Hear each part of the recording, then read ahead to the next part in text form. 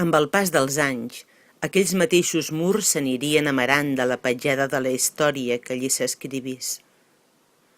Moltes espelmes serien els testimonis muts i cremarien cada nit deixant la seva aroma dolça, encara que il·luminessin morts, dubtes, revelacions, qui sap si traïdories.